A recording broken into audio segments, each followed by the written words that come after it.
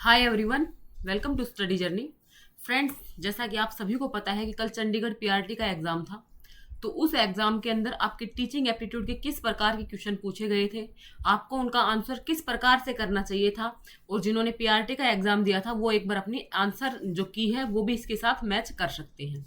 साथ में ही टीजीटी वालों को इससे काफ़ी हेल्प मिलेगी कि आगे आपसे किस प्रकार के क्वेश्चन पूछे जाएंगे, आपको किस प्रकार से तैयारी करनी है, क्या आपको सिलेबस पढ़ना है या फिर जो बेसिक चीज़ें हैं उनको कवर करना है या प्रीवियस ईयर पे फोकस करना है। तो चलिए पहले मैं इन क्वेश्चंस को आप लोगों के सामने सोल्व कर देती हूँ कि किस प्रकार से क्वेश्चन को सोल्व किया जाएगा। उसके बाद मैं सब बातों के बारे में चर्चा करूंगी।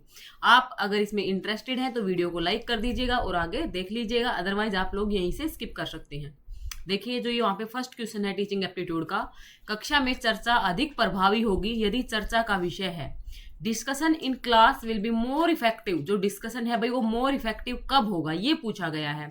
आपके सामने जो ऑप्शन थे, प्रस्तुत नहीं किया गया, बिना परिचय पर बोर्ड पर लिख दिया गया, छात्रों को पहले से सूचित किया गया, कोई भी विकल्प सही नहीं। तो जो चार ऑप्शन आपके सामने दे रखे हैं, नोट इंट्रोड्यूस, भाई बता ही नहीं रहे कि हम कल तुम्हें क्या पढ़ाएंगे। हमने बच्चों को बताया ही नहीं भाई कल मैं उसको सिंपल इंटरेस्ट पढ़ाने वाली हूँ या फिर मैं कल उसको सेल के बारे में पढ़ाने वाली हूँ, और सीधा उस टॉपिक के ऊपर बगैर कोई इंट्रोडक्शन ही हमने स्टार्ट कर दिया, या हमने उसका ना कोई बोर्ड वगैरह पे कुछ लिखा, उसको वैसे ही स्टार्ट कर दिया। या फिर मैं पहले दिन क्या करूँ भाई, बच्चों को बता दूं कि बच्चों कल हम एक टॉपिक पढ़ेंगे सिंपल इंटरेस्ट का, साधारण ब्याज का। तो उसके अंदर क्या होता है भाई, एक धनराशि होती है, उसको एक रेट होती है, उसके ऊपर उसको ब्याज में दिया जाता है। ये सब चीजें मैं बच्चों से डिस्कस करूं कि कल उसके बारे में आप लोग भी अपनी तरफ से इंफॉर्मेशन लेकर के आइएगा। तो ये सबसे बेस्ट मेथड रहेगा। तो इसका जो ऑप्शन नंबर सी है वो यहाँ पे सही हो जाएगा। तो इसके अंदर आप अपना थोड़ा सा भी टीचिंग वाला अगर अपना दिमाग लगाते कि भाई आप लोगों को बच्चों को टीच करना है, तो आप इसका आंसर निकाल सकते थे इस क्वेश्चन का। ओके, नेक्स्ट क्वेश्चन था, यशपाल स्मृति रिपोर्ट 1993 का नाम है। तो जब मैंने आपको एनसीएफ पढ़ाया था ना, तो उस दौरान मैंने ये बात पढ़ाई हुई है अपने नोट्स के अंदर कि एनसीएफ 2005 में कि ये जो आपका जो प्रोफेसर यशपाल समिति थी उसकी जो रिपोर्ट आई थी, तो उस रिपोर्ट के अंदर क्या कहा गया था भाई, शिक्षा बिना बोझ के। तो यानी बिना बोझ के सीखना, यशपाल समिति की रिपोर्ट का नाम था बिना बोझ के सीखना, लर्निंग विदाउट बर्डन। तो ऑप्शन नंबर बी यहाँ पे करेक्ट रहेगा। तो ये आपको भाई अगर आपने पढ़ा होगा, याद किया होगा, तो ही आप उसका बता सकते थे। नेक्स्ट क्वेश्चन आपका रहा, कक्षा में अधिक वांछनीय क्या है। अब आपको मतलब जब आप क्या बनने जा रहे हो भाई, टीचर बनने जा रहे हो, तो आपको उसी पर्सपेक्टिव से सोल्व करने थे क्वेश्चन।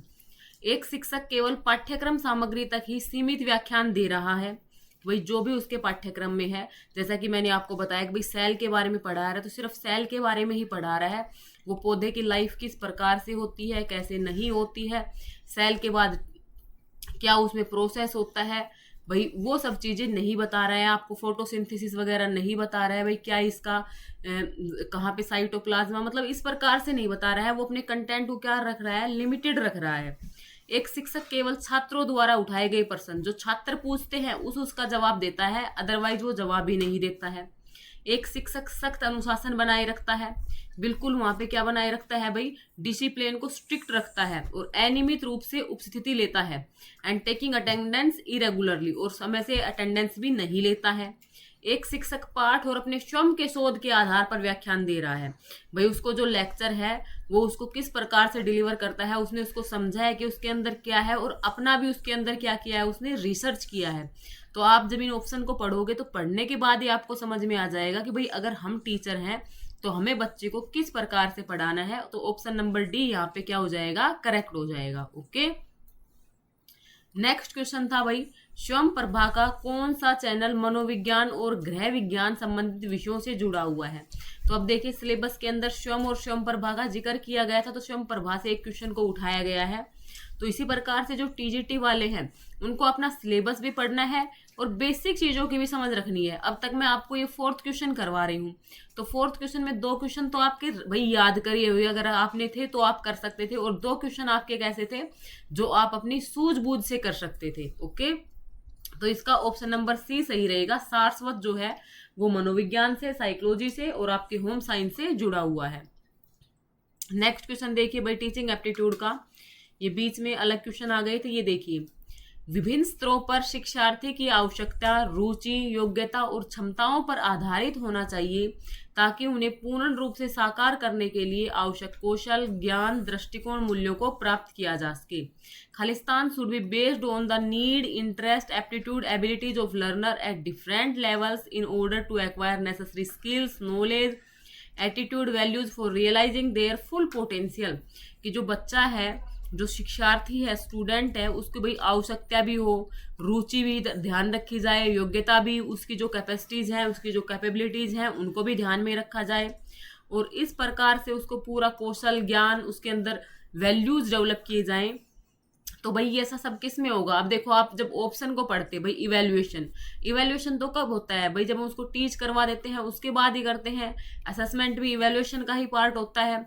तो जो इसका सही आंसर है वो क्या हो जाएगा? Option number C, curriculum.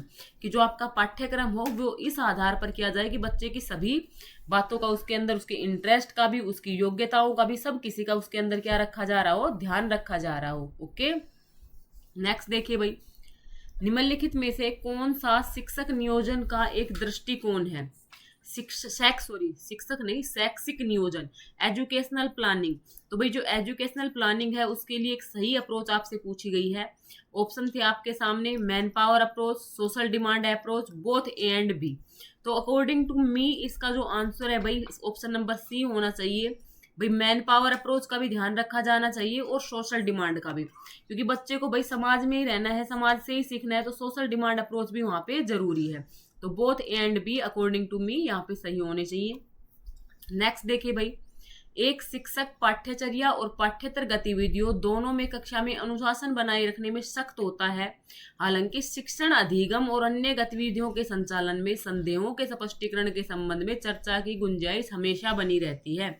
विद्यार्थियों के प्रति शिक्षक का दृष्टिकोण क्या है? भाई एक टीचर है, वो डिसिप्लिन के मामले में क्या है भाई? थोड़ा सा स्ट्रिक्ट है, ठीक है, करिकुलर है, उसका एक्स्ट्रा करिकुलर एक्टिविटीज है, उन सब में क्या है भाई? वो स्ट्रिक्ट है। लेकिन फिर भी however there is always room for discussion, और डिस्कशन के लिए हमेशा क्या करता है भाई? वो वहां पे गुंजाइश लेके चलता है कि भाई आपको कोई डिस्कशन करना है तो आप कर सकते हैं। तो उसके अंदर जो सही आंसर भाई अथॉरिटेटिव क्या होता है? आधिकारिक, जहाँ पे मतलब एक तंत्रात्मक हो, बस सिर्फ उसी का ही राज चले, वो बच्चों की सुने ही ना। लचीला तो बिल्कुल फ्लेक्सिबल हो गया, रिजिड कठोर भी इसमें अंदर नहीं है, क्योंकि यहाँ पे कहा गया भी चर्चा की गुंजाइश हो।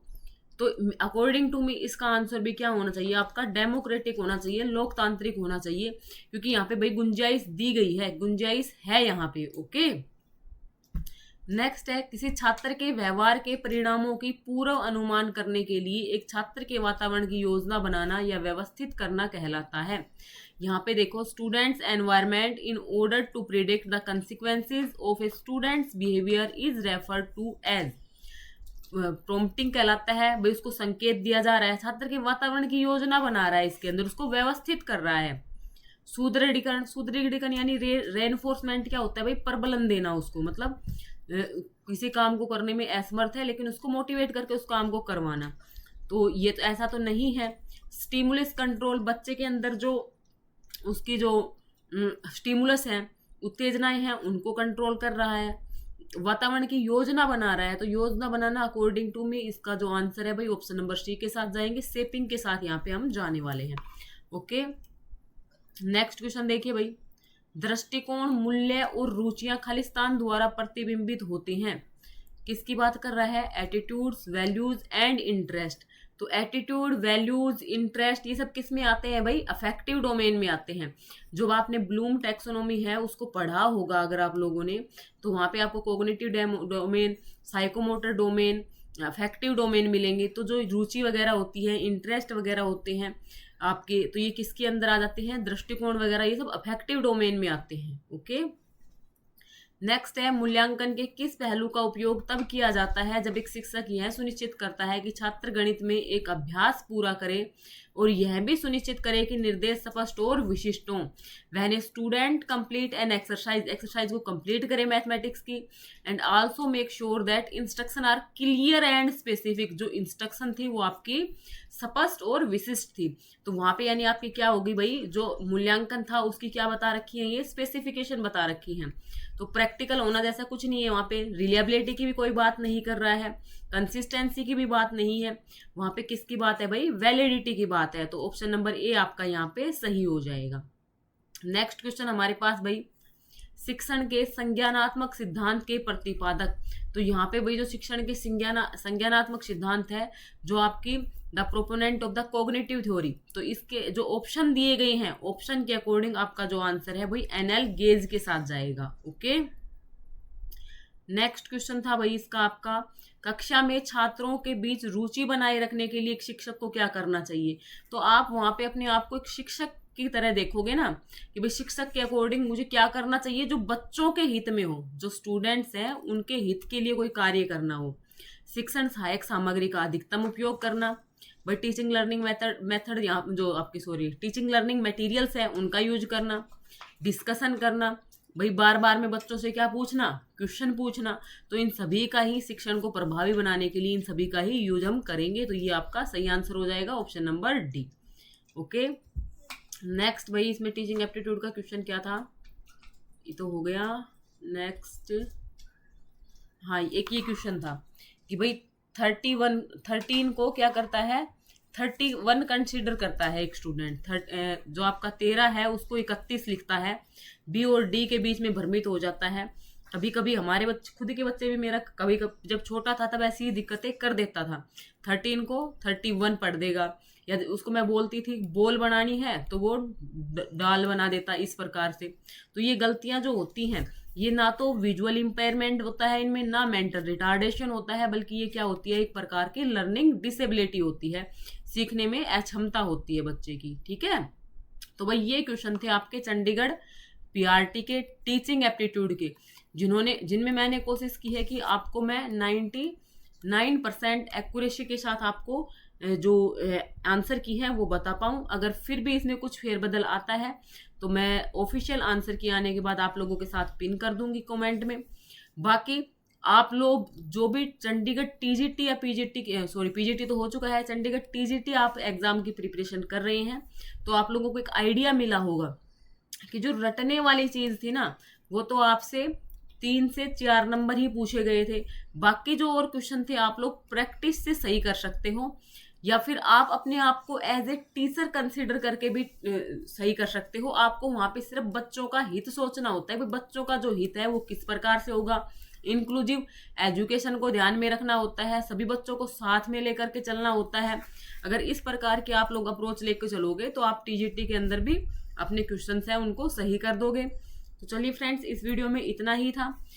बाकी जिन्होंने टीजीटी के लिए नोट्स ले रखे हैं, चंडीगढ़ टीजीटी के लिए टीचिंग आपके एप्टीट्यूड के, तो उनको पता लग गया होगा, ये वाले जो टीचिंग एप्टीट्यूड के आपने क्वेश्चन सोल्व किए होंगे, कि आपका उन नोट्स के बाहर से एक भी क्वेश्चन नहीं है।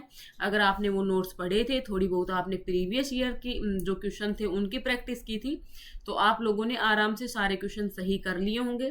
तो टीजीटी वालों के लिए एक थोड़ा आइडिया हो गया है। आप लोग अपनी तैयारी को आगे कंटिन्यू करते रहिएगा, क्योंकि आपका एग्जाम भी जल्दी होगा। तो चलिए, आपके एग्जाम के लिए बेस्ट ऑफ लक, और इसी प्रकार से आप लोग पढ़ते रहिए, आगे बढ़ते रहिए। Thanks for watching this video.